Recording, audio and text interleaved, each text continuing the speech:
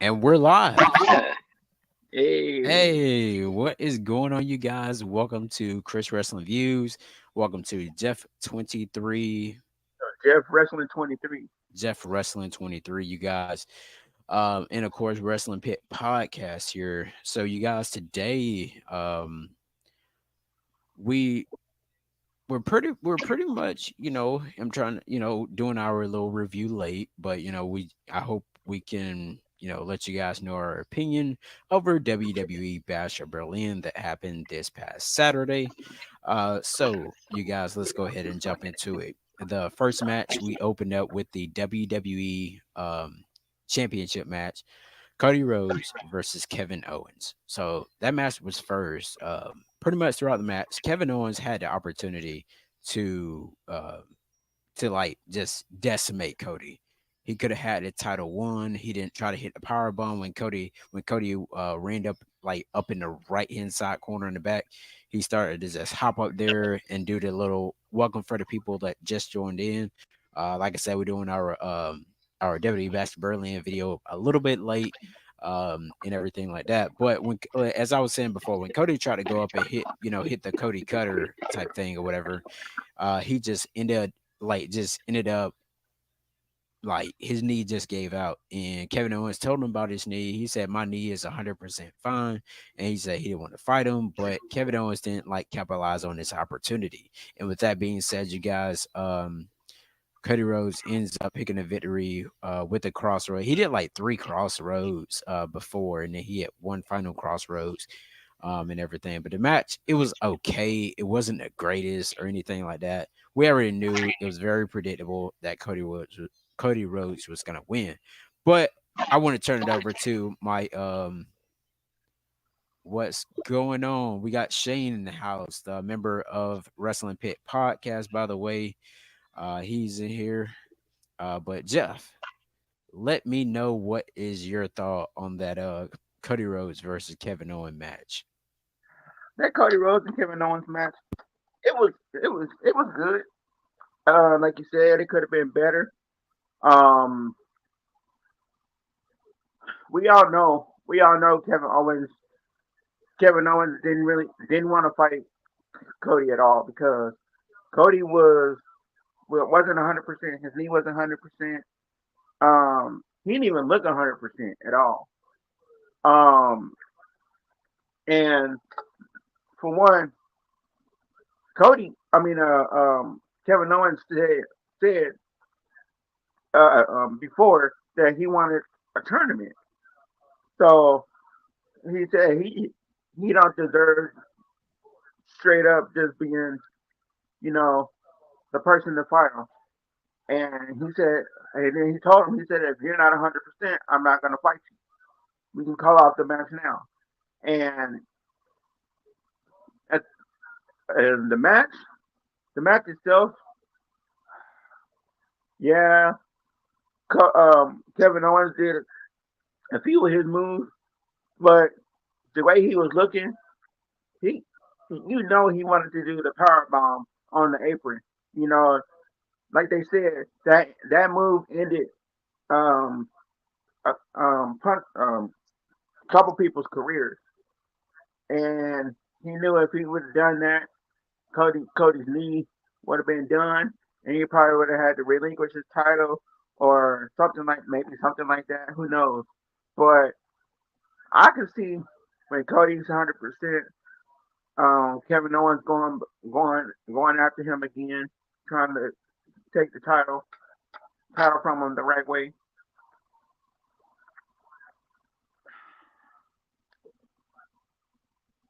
But overall, I already knew Cody Rhodes was going to win because Cody Rhodes hasn't had that title long, and he's had it since WrestleMania. And although he hasn't done great with the title,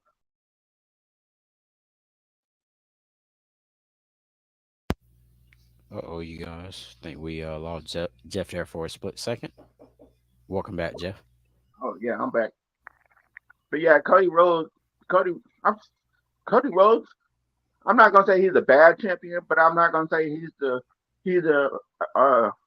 a great champion. I've seen worse. Like I've seen worse champions. So this is, you know, Cody Rhodes still got a long road ahead of him to see what he's gonna do with the title. All right, let's see. What was the next match? Next match, I'm trying to remember. I believe was it that mixed hat? What was it that?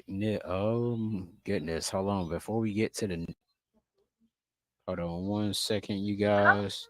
Ah, the, Hey, look who we got in the look who we got in the chat, the snake. Jeff. Yeah, the snake has been put to sleep.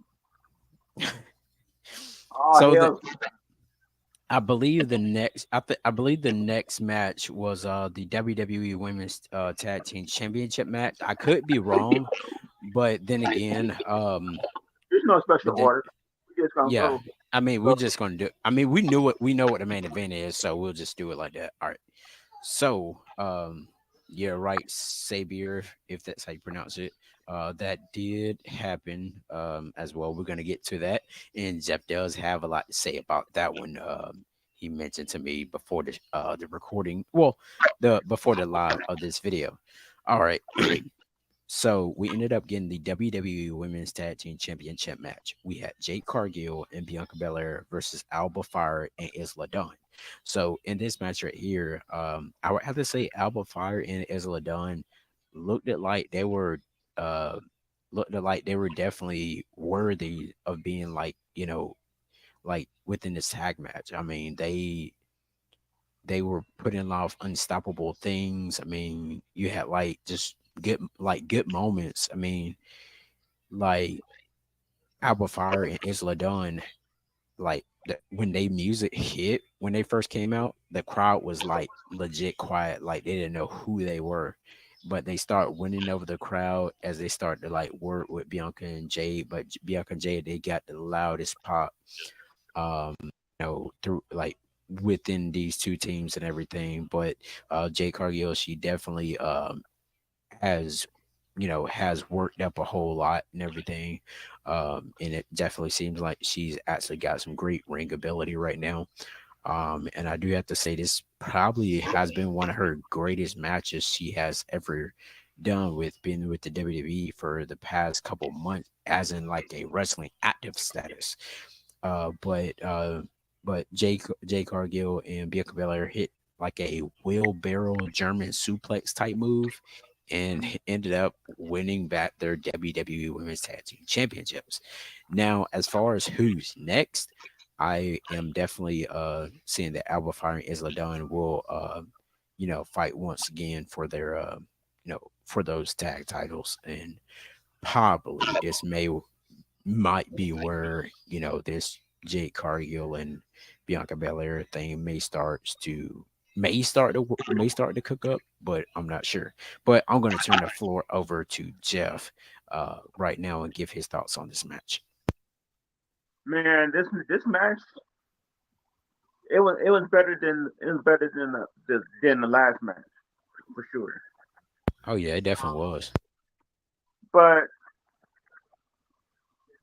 like they said in the comments, this is one of Jay Cargill's best matches so far since she's been in the WWE. And I believe that Jade and Bianca will hold the title for at least I'm gonna say for a little while. I'm not gonna say a year or anything like that. I'll probably say at the most probably 5 or 6 months. Yeah, could that belt be hot potato? And but the ones that I want um to beat Jade and Bianca, you already know who I'm about to say, Chris. Are Kaden you talking Clark. about Carter and Katana Chance? Yeah, yep, I yep. mean, they're the only legit tag team you got in WWE. I mean, other people you're just forcing them together, Them or I would like to see one of like the damage control. No, no, no, no.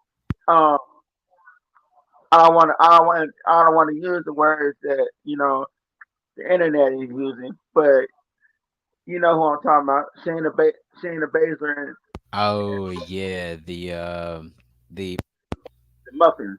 I'm gonna put it ye- like that. yes, yes, S muffins. But anyways, the Pure Fusion collective. So, Yeah, yeah, that's so the yeah, name. okay, cool, cool. Um, Not bad. Okay. Cool, cool. So we're definitely gonna see how this is gonna transpire. There'll probably be every tag team there is, and then it's gonna come down to them where the numbers game will come into play. All right, so let's go ahead and go to the next match. Let's go with Damian Priest and Rhea Ripley versus Dominic Mysterio and Liv Morgan. This match right here was pretty much like a get back match or whatever. It was actually pretty cool. Rhea Ripley got a very loud pop. I think it was like at 106. When she had caught Dominic into the corner and everything, and she was like freaking choking that man out with her legs and everything. And overall, Damian Priest and Rhea Ripley ended up winning the match and all that good stuff. But yeah, I mean, it was okay. I'm kind of ready for bad blood though, as far as like with this match is concerned. Jeff, take the Uh, floor. this match, it could have been done. It could have been done on Raw. To be honest, it's another match. It's just it's just one of those matches where you just you know take a bathroom break or drive to the store, go to the kitchen and cook you a meal for me. But at the same time, you know, both teams are dominant, so we just have to wait and see. Like once this feud is over, who comes up on top? So we see that the Terror Twins got the one up on Dominic and Liv Morgan right now. There's room. I've seen a video that they said something about that Rhea Ripley wants to face Dominic Mysterio at Bad Blood. I've never seen a female fight a male superstar, but I hey, didn't. I did though in TNA. Like I think recently we actually got a match where I can't remember who it was on TNA last Thursday. Put this lady through a table. And I was like, oh wow. Got a comment here from Sabir. The match wasn't bad at all, so I didn't mind it being on the card instead of Raw. I honestly I kind of wish that Uncle Howdy didn't wrestle last Monday on Monday Night Raw, and that could have actually been on the pay per that's what view. I was. That's what I was getting ready. I rather had seen Uncle Howdy and Chad Gable take take Rhea Ripley and Damian Priest and Liv Morgan in Dominic's spot. But Got you. it is what it is. All right, cool. And we're gonna get our ratings at the end of this video to let you know, about why we think. I mean, why we gave that rating. So let's go ahead and go to the next match before the main event. Let's go with C. Well, what do they call him again? The Second City Saint CM Punk versus the Scottish psychopath Drew McIntyre in a strap match. Now, this match right here, you guys, um, I I think a lot of people actually like this match as far as when I watched other people do their reviews. So shouts out to Santi Zap, shouts out to Kicking It Raw, shouts out to Just Alex as well. Checked out their videos, and they had some pretty good things to say about the CM Punk versus Drew McIntyre match, which was the match of the night. So CM Punk versus Drew McIntyre, the match was cool and everything. I would have to say that CM Punk, he was definitely getting his butt kicked throughout the entire match, but closer toward the end, he ended up coming back on top. and actually GT like just GTS and Drew McIntyre every time he hits like the little corner to make the light come on, but he ended up picking up the victory, and uh, that was that. So they're pretty much 1-1. Jeff Richard, give your thoughts on this video here, sir. Uh, they this match I mean, on this match, excuse me. this match could have went both ways because like there were some times where Drew McIntyre got up there and hit the turnbuckle, and there's some times where what's his name CM Punk hit the thing, but overall like it's crazy seeing Drew McIntyre get up after those DTSs. Like he did like six of them, and he still got up. And same with CM Punk when Drew McIntyre hit this Claymore. I was like, man, I'm like, why are they why are they still getting up? It was crazy. It was crazy. But overall, that was an amazing match. Like that was one of the best matches besides the main event. Gotcha.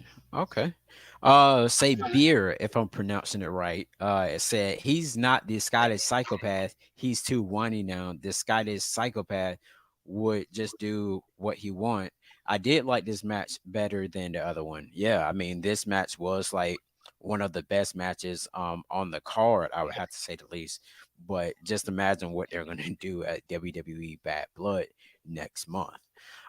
So Jeff, let's go ahead and go to the main event, which was Randy Orton versus the Ring General Gunther for the World Heavyweight Championship. And I'm actually glad that they brought back this World Heavyweight Championship thing. I got tired of that one belt thing all the time. It was kind of bothering everybody. But anyways, so this match right here, a lot of people talked about this match. I've been watching other YouTube creators and everything, been watching like little TikTok videos, them giving their thoughts and everything over the matches.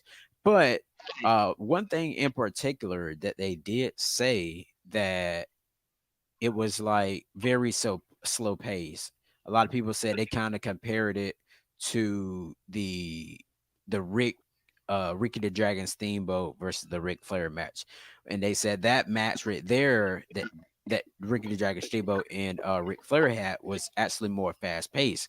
But they said that Gunther and Randy Orton match was like a slow kind of old school wrestling match, as they were putting it into terms. But I can definitely see that because in Germany they like classic wrestling. They don't like all this flying off the rope and all the other stuff like that. um and it was, I would have to say, it was pretty cool, it was pretty good. Randy Orton did take Gunther to his limits and everything like that. And he was like, Randy Orton definitely did look good, and he definitely won it over with the crowd as well. I mean, he got the crowd more over than Cody even did when he first, like, he came out at the beginning of the show. So I think Orton got the loudest pop of the night, but he didn't defeat the Reign General Gunther to get his 15th world title. But then again, Randy Orton is still Randy Orton. I mean, a lot. I would have to say just all his accomplishments that he done had. Two-time Royal Rumble winner. I think it was a one-time, two or three-time Intercontinental champion. Freaking Money in the Bank holder. 14-time world champion. Shoot. I think this man have won every belt there is, that is out there. I mean, we're not talking about NXT, so don't come in the comments with that NXT stuff. Uh, so, anyways, I'm gonna turn this over to Jeb. But before I do, Jeb, let me read this comment from Say Beer. And Lil Big Man is in the chat as well. Say Beer said the Viper has been stung. Hulk Hogan voice. I really love this match, and the handshake was icing on the cake. Yes, I forgot to mention that the handshake was good, And Gunther, I applaud him for that big, big time. A lot of people say Gunther sucked, but no, this man does not suck at all. This man, he knows the ring, and I mean, he, even though you may not like some of the things he says, like stuff he was like saying to Randy Orton, stuff that he said to Damian Priest, but this man was definitely getting, was like definitely trying to, cook stuff up. He even cooked up the Damian Priest, his match against Damian Priest, and I mean, it was just that good. One more comment here from Little Big Man. He said, "Yeah, the match between Randy and Gunther was very good. Yeah, it was very good. Oh, I have to say the least." Sabier just put in another comment here. Gunther does not suck. He's the next great champion. Yeah, I mean, he definitely is. I mean, what like let's. I mean, that's just like that's. I mean, you talking about somebody suck. I mean, just as like if you put the world title on Dominic Mysterio right now. No, that is what you call suck. But let me go ahead and turn the floor to Little Big Man. He has a lot to say about this match right here. And excuse me, not Little Big Man, Jeff Richard, excuse me. Oh man, I done cursed this man. Sorry about that, Little Big Man. I know you watching the video. I call him a Little Big Man. I don't know how I did that, but But anyway, go ahead, Jeff. anyway, so I shared you a video earlier today. I was looking at it. They were talking about Gunther, the Gunther and Randy Orton match. They were talking about how the reason why Randy Orton lost is because they didn't want Gunther to lose in his hometown, his home country.